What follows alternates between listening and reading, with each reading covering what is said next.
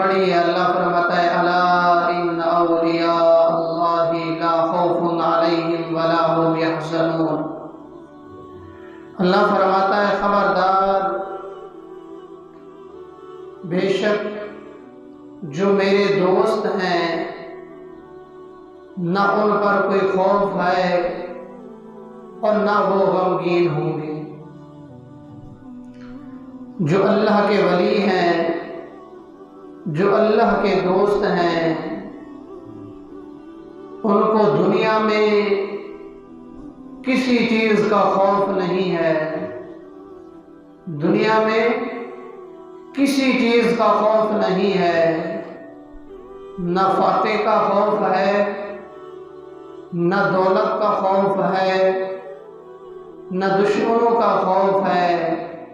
رب فرماتا ہے لا خوف علیہم ولا هم یحزنون، کہ نہ ان پر کوئی خوف ہے اور نہ وہ کل قیامت کے دن غمگین ہوں گے۔ فرمایا کہ دنیا میں بھی ان پر کوئی خوف نہیں ہے، اور آخرت کا دن روز جزا کا جو دن ہے، اس دن بھی جو اللہ کے ولی ہیں وہ غم زدہ نہیں ہوں گے۔ اب اللہ کا ولی کون ہے؟ اب ان اللہ والوں سے پوچھتے ہیں اللہ کا ولی کون ہے؟ ان اللہ والوں سے پوچھتے ہیں۔ حضرت خواجہ حسن بصری رحمۃ اللہ تعالی علیہ فرماتے ہیں، آپ فرماتے ہیں کہ اے لوگوں، ایسا بندہ جو پانی کے اوپر مصلی بچھا کر نماز پڑھتا ہو، ایسا بندہ جو پانی کے اوپر مصلی بچھا کر نماز پڑھتا ہو اور ہواؤں میں وہ اڑتا ہو، ہواؤں میں پرواز کرتا ہو، فرمایا کہ اگر وہ بندہ تارک سنت ہے، اگر وہ بندہ تارک سنت ہے، سنت کو چھوڑنے والا ہے، وہ جادوگر تو ہو سکتا ہے، اللہ کا ولی نہیں ہوگا۔ فرمایا کہ اللہ کا ولی وہ ہوگا جو ہر سنت پر عمل کرنے والا ہوگا۔ ولی کا معنی کیا ہوتا ہے؟ محمد بن حسین آپ فرماتے ہیں کہ ولی کا معنی ہوتا ہے قرب۔ اب یہ قرب جگہ کے اعتبار سے ہو یا نسبت کے اعتبار سے ہو، فرمایا یہ دین کے اعتبار سے ہو یا دوستی کے اعتبار سے ہو، اعتقاد کے اعتبار سے ہو یا نصرت کے اعتبار سے ہو۔ اب ولی کا اصطلاحی معنی کیا ہے؟ علامہ ابن مسعود عمر تفتزانی رحمۃ اللہ تعالی علیہ آپ فرماتے ہیں کہ اللہ کا ولی وہ ہے، اللہ کا ولی وہ ہے جو اللہ کی معرفت رکھتا ہے، اللہ کی معرفت رکھتا ہے، اور فرمایا کہ وہ گناہوں سے بچنے والا ہوگا، وہ گناہوں سے بچنے والا ہوگا، اور وہ عبادت ہمیشہ کرنے والا ہوگا۔ فرمایا کہ جس بندے میں یہ دو صفتیں موجود ہوں وہ اللہ کا ولی ہے، وہ بندہ اللہ کا ولی ہے۔ اور حضرت خواجہ حسن بصری رحمۃ اللہ تعالی علیہ نے 5 نشانیاں بتائی ہیں جو اللہ کا ولی ہوگا، جو اللہ کا ولی ہوگا۔ اللہ کے ولی کی آپ نے شان سنی ہے کہ ولی کون ہوتا ہے۔ اللہ کا ولی ایسا ہوگا نہ اس کو دنیا میں کوئی خوف ہوگا اور نہ آخرت میں وہ غم زدہ ہوگا۔ اللہ کا جو ولی ہوگا اس کی پہچاننے کی 5 نشانیاں ہیں۔ یہ کون فرما رہے ہیں؟ یہ خود بھی ولی ہے، یہ خود بھی ولی ہیں۔ فرما رہے ہیں کہ 5 نشانیاں ایسی ہیں، 5 علامتیں ایسی ہیں کہ جن کو پہچان کر، جن کو دیکھ کر آپ یہ فرق کر سکتے ہیں کہ یہ واقعتاً اللہ کا ولی ہے۔ سب سے پہلی نشانی اور پہلی علامت آپ نے بتائی ہے، آپ نے فرمایا کہ جو اللہ کا ولی ہوگا اس کے چہرے پر نور ہوگا۔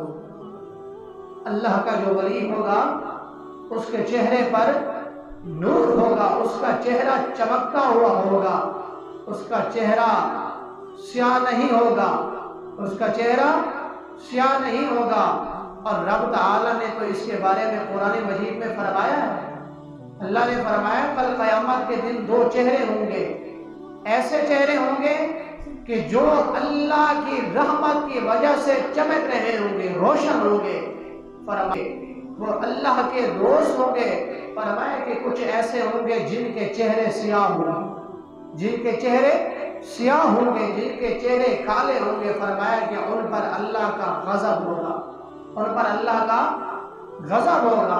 آپ کیا فرماتے ہیں کہ سب سے پہلی نشانی، سب سے پہلی نشانی اس کی یہ ہے کہ اس کے چہرے پر نور ہوگا، اس کا چہرہ برونق ہوگا، اس کے چہرے پر نور کی لاٹیں نکل رہی ہوں گی۔